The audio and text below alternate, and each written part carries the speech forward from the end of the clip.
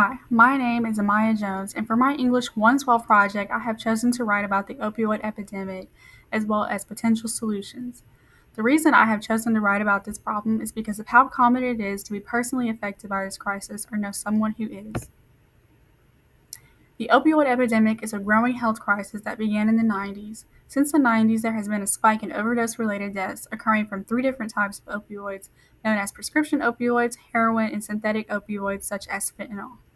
This has caused the opioid epidemic to be referred to as the triple wave epidemic. Although many different approaches have been utilized to slow the effects of this health crisis, such as abuse deterrent reformulations, medication assisted therapies, and the distribution of naloxone, no single solution has effectively put an end to the expansion of this epidemic.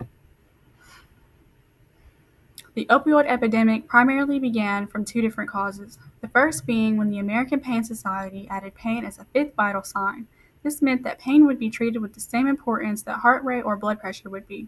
The addition of the fifth vital sign allowed opioids to be prescribed to people with chronic pain rather than just those suffering from acute pain. The second cause occurs right after the fifth vital sign was implemented. As prescribing practices were becoming less strict, a pharmaceutical company known as Purdue Pharma began to aggressively market OxyContin. OxyContin was marketed as a safe and rarely addictive painkiller. This led to widespread prescriptions of opioids under false pretenses, which ultimately resulted in many people becoming dependent on this medication and developing substance abuse disorders.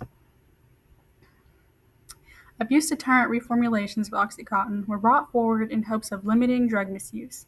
OxyContin has a 12-hour release time, meaning it slowly releases oxycodone over a 12-hour period. To abuse these prescriptions, people were crushing the opioids into a fine powder and then inhaling, injecting, or smoking the powder to bypass this wait time and experience an intense high instantly.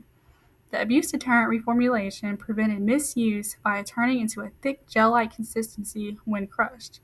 However, this method was unsuccessful in decreasing drug abuse. While it was effective in preventing abuse by inhalation, it ultimately led many people to seek out an inexpensive and easily available alternative. This alternative is known as heroin. The low cost and availability of heroin allowed many prescription users to make the switch after the opioid reformulations took place. The Drug Monitoring Program is an electronic database that requires pharmacies to report medication and patient data statewide. Even though the Prescription Drug Monitoring Program is implemented in 49 out of 50 states, each program is only developed at the state level and contains different policies and data reporting. Further expansion of the Drug Monitoring Program can be used to stop unnecessary prescriptions by implementing policies that require all 50 states to utilize and review before allowing providers to write prescriptions. Medication assisted therapies are used to rehabilitate individuals with substance abuse disorders. Methadone is considered the most effective medication for addiction. It aids recovering addicts by blocking withdrawal symptoms and blocking the effects of opioids. Despite its effectiveness, it is often difficult for many people to maintain program requirements, as this medication can only be accessed through licensed clinics, where new patients must travel to and from each day within certain time periods in order to receive treatment. Many people are forced or decide to stop seeking treatment due to difficulty maintaining program requirements.